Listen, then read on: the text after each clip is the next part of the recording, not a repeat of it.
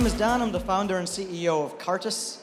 What we do is we're an AI-based platform for brands and content creators. And what we do is we use AI to monitor brand misuse and remove them from the internet effectively, right? Automatically at scale.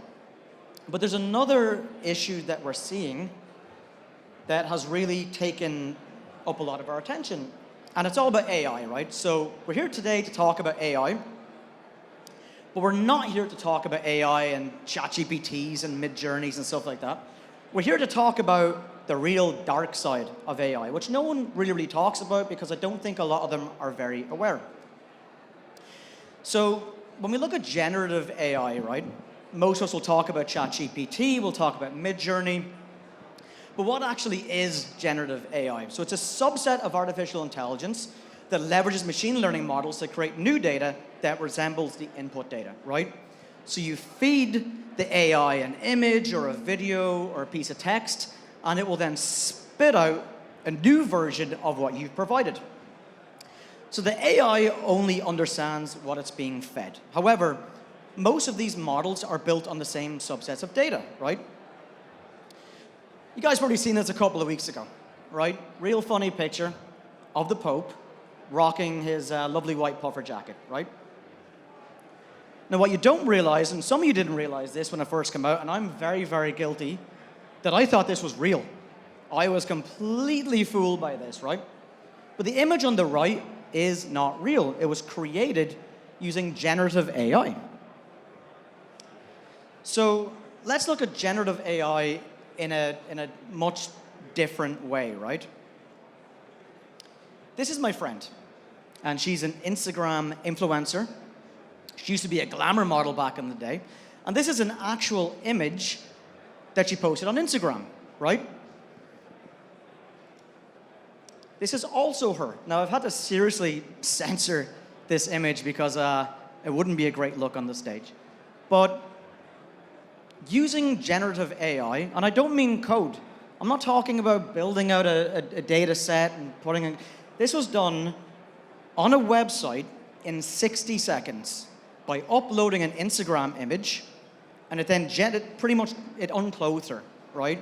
So we can't kind of fluff this out. It took her clothes off. Now I sent this back to her, and I sent her back the uncensored image, and I said, take a look at this. And you know, she thought she was looking at her own body. This uses a technology called deep nude, which is effectively the same technology that was used to put the clothes on the Pope was used to take the clothes off my friend Rian. Now, this is very real. 96% of deepfakes right now are pornography, non-consensual pornography. And this is the sad thing, right? The sad thing is the vast majority of victims, and we can't sugarcoat this, 99.9% of the victims of deepfake pornography are women. And 99.9% of the perpetrators are men. And we're kind of in this day and age like, oh, Dan, you can't say that. Well, you can, because it is, right? 96%. There are websites popping up every single day of the week. In fact, in 2020, there was a website, quite popular, I'm not going to name it. They had 3,000 deep nude videos on their website. That's now at 27,000. It's growing, right? And the #1 website for this gets 17 million views per month. And the vast majority, I'd say probably 90% of the people on that website don't even know that they're on there. So we actually believe that in the next 3 years, 80% of all women with any online social presence will be the victim of a deep nude. And this is really concerning, right? So when we look at deepfakes, there's nothing really fake about it, right? If your mother, who's not technically inclined, sees a photograph of you naked, she's going to think that you took a nude and sent it to somebody. So the impact is real, the damage is real, and you know, they call it deep fake, but we pretty much say that we're all in deep shit because this thing is happening so fast, right? But how can we stop it? What can we do? A couple of things. So we've actually created deepfake detection algorithms that can find and locate deepfake pornography and remove it from the internet. Now, I'm not here to sell you guys a product. It's not what we're here for. But we're effectively using AI to battle AI. This thing, it's like it jumped out of the pages of a sci-fi novel, right? Now, even people here in the crowd who probably don't know a lot about AI, you've used it. You've used it a lot of times. If you've talked to Siri, you've talked to Alexa, you're in the car and you're like, hey, what's the directions to this place, or play this song. You've interacted with AI. So we're using deepfake detection algorithms. In the last 60 days alone, we have found and removed over 1 million deepfake deep nude images and videos. So what can we do? This is where it kind of gets a little bit murky and a little bit kind of, on a bit of a downer. Because right now, there's not really a lot, right? The first thing that needs to happen is stronger digital laws. Now, laws are great. They're only good when they're executed. Right now, there are really no laws that pertain to artificial intelligence, especially around deep nudes. And the biggest issue for this is the content that's created is an amalgamation of other people's content. So you can't claim copyright. So, in our name, DMCA, Digital Millennium Copyright Act, when we remove content, we usually strike under DMCA, GDPR. That ain't happening. You get a counter notice saying this person doesn't own the copyright, we're not removing it. So we're relying on good gestures from search engines like Google to be like, yeah, this shouldn't be there. It's against someone's, against their rights. And it's sexual exploitation, it's sexual abuse. Education, right? I don't want to bore you with this, but we need to educate people on the effects of AI. And not just a positive, GPT helped me write an essay and I applied to a job with ChatGPT. That's fantastic. But there's the other side of this where we need to educate people who may end up as victims of deep nudes. Setting your socials to private. Being careful what you post. Now, this also kind of kicks in an almost a victim-blaming mentality. We're not trying to say, well, you shouldn't have posted that. But unfortunately, the way the world's moving right now is we will have to take considerations, especially if you're a woman, as to what you post online. Because you might end up with your clothes off, and you'll be the last person to find out. And the third is the ethical use of AI. Now, there's been some conversations that have gone on, stability AI, and Elon Musk come out and said, we need to pause AI. It's not realistic. It's like asking the sun to stop setting. It's not going to work. You're not going to get people working in tandem to stop, improving artificial intelligence. But the ethical use of AI is something that we're really, really going to battle with, because the guys that are making this content are morally and ethically bankrupt, right? But I don't want to freak you guys out about AI, right? The saying, a rock in bad hands killed Abel, a rock in good hands killed Goliath. It's not about the rock. It's about who's holding the rock, right? Now, AI can push our life forward. I actually seen the other day that there's an AI coffee machine coming out that will never make you a bad cup of coffee ever again. It's kind of ridiculous, but I want to buy one. So, great uses of AI, but also bad uses. And the thing is, this thing is happening so frequently. I mean, some of the stuff we're seeing is and we see some messed up stuff. We've seen victims come to us who've had their own family members plant secret cameras in their bedrooms and post images of them on Reddit. And that's not even the most messed up thing that we've seen. We're seeing people not just have their clothes taken off, but be completely transformed and transported into full pornography scenes, as if they actually acted out the scene. And then we're using AI to fight this. So it's just a weird, it's like a Terminator movie. So that's all I have. I want to leave some room potentially for questions, because I don't want to just hit you guys with this and you all walk off terrified thinking, is your girlfriend or your mother or your daughter next? That's not the way I want to do things. So if you guys have any questions about AI or what we're doing or what to look out for, feel free to put your hand up and I'll answer it as best as I can. Thank you. Thank you, Dan. Anybody in the audience have a question? I'll bring them a mic. Go easy on me. Thank you so much for that. I suppose my question would be, given the rapidly evolving state of this technology, what's the legal recourse of someone who's been affected by this, and how would a technology such as yours work with that? That's a fantastic question. There is no legal recourse, and that's the problem, right? So the Harmful Communications Act came in November 2020, COCO's law, right? Where if you upload an image or you distribute an image with either the intent to cause harm or even with no intentions of causing harm, you can go to jail and get effectively an unlimited fine.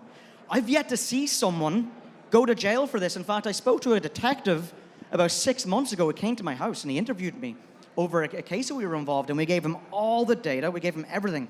And I've yet to see someone actually, end up in front of a judge for this stuff, right? So laws are great, but they're only as good as they are easy to execute. And the thing is, when we look at laws, I think there's a major responsibility on things like Facebook, TikTok, Google, to make it transparent and easy for people to be able to report this content with as little, triggering as possible, right? You should never have to prove, when you go to TikTok and say this person's using my stuff without my consent, you have to send them your government ID. You have to write out this whole thing. It shouldn't be the case. They need to make it easier. I do know that there are some AI laws that are being changed in Europe right now, but these things can't come fast enough.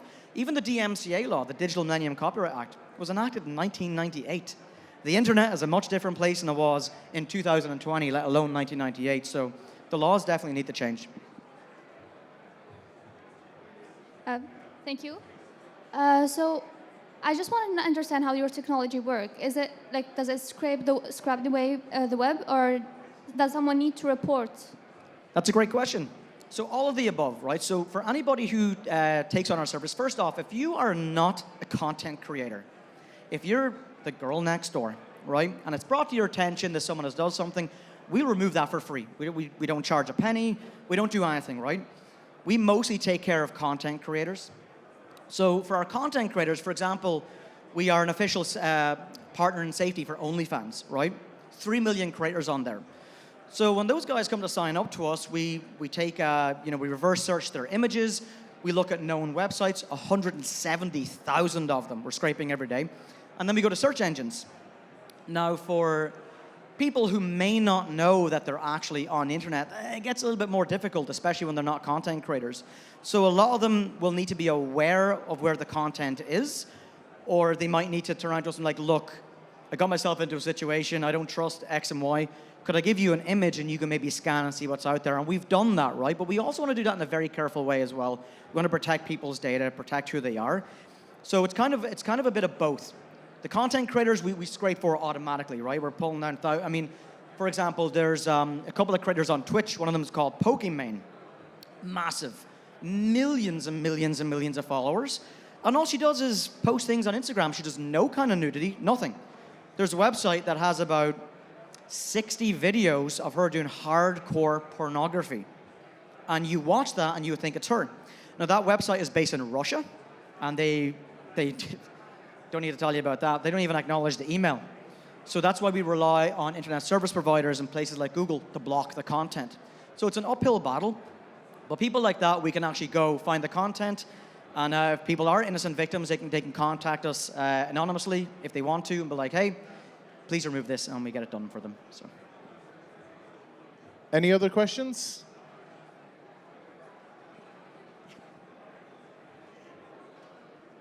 Do you guys have any plans on engaging with the dark web, not just working with Google as well? Oh, that's a good question. Sorry. No, that's a great question. We don't. I mean, there's no real moderators of the dark web per se, and we don't want to go there, right? Using the Tor network. Our office is in Dogpatch. If we start using the Tor network in Dogpatch will probably lose their internet connection in about 15 minutes. We don't want to do that. So we want to stay away from there. And there's again, the dark net is unregulated. But the thing is, and that's actually a great question, people don't need to use the dark net anymore. They go to these websites that are available today. You could do it on your phone right now. And you go to Instagram and take a bikini picture, 60 seconds later, the clothes are off. And what's happening is these guys are actually using these as currency. They're trading women. So you'll take an influencer who's, she might, I don't know, does something very innocent. She's a vegan blogger, frolics around the forest. And next of all, on Reddit, there's a subreddit dedicated to her, and she's naked, right? So that's where we're having issues. And so these things are actually hiding in plain sight. You don't need to go to the dark net. You go to Reddit, go to Twitter. It's everywhere. Anybody else? Oh, got one more. Hello, I like your talk about obviously the legalities regarding internet and pornography and everything. I was just wondering, have you considered of sextortion? So sextortion is basically when someone basically puts imagery out there like as a revenge tactic. Have you ever considered looking into that in terms of like legality?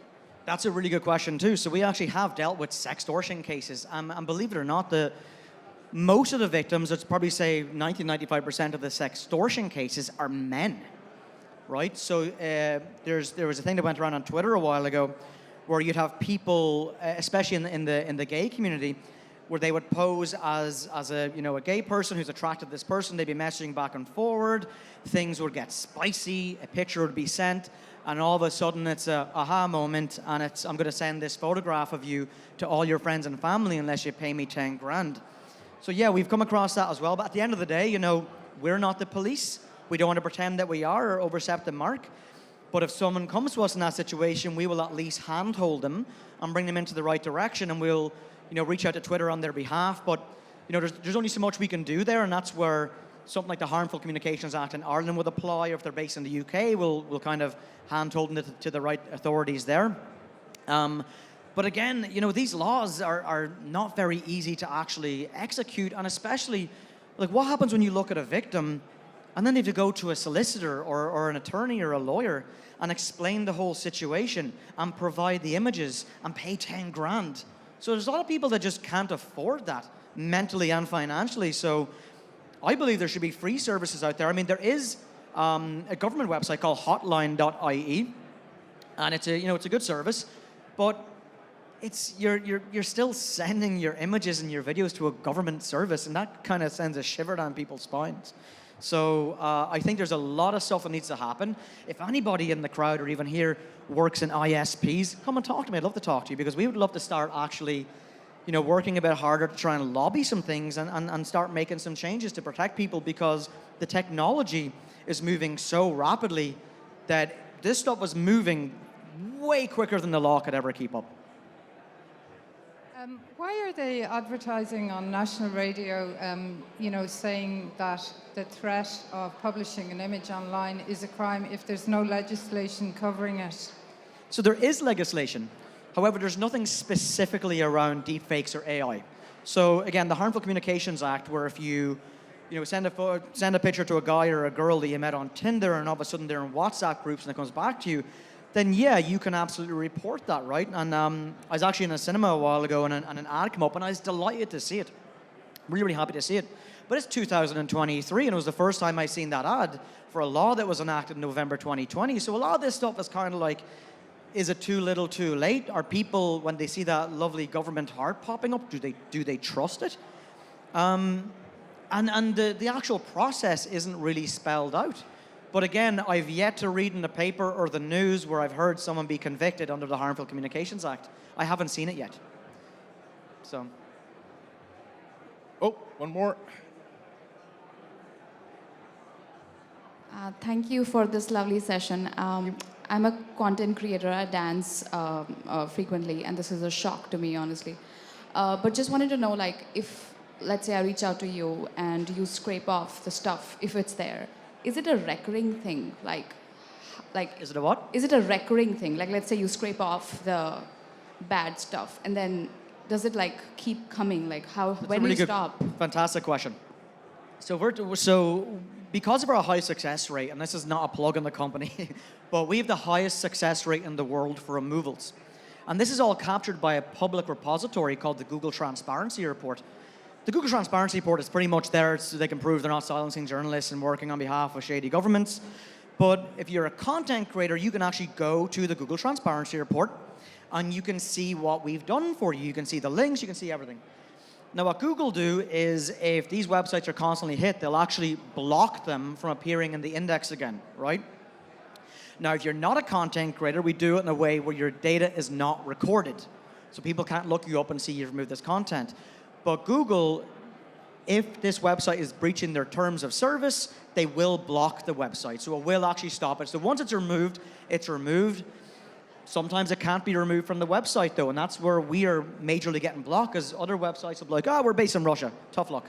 Come to Moscow and file in the civil court. And I'm not going to Moscow anytime soon. So it's really, really difficult. And that's where we need stronger legislation, where these websites shouldn't even be coming into Google to begin with. That's a problem, right? And I'm not knocking on Google. They're actually great. I've got 10 seconds right now, so I think that's it. But thank you so much for the questions. I'll be around for the whole day if anybody wants to ask any more. So thank you so much again. Thank you, Dan.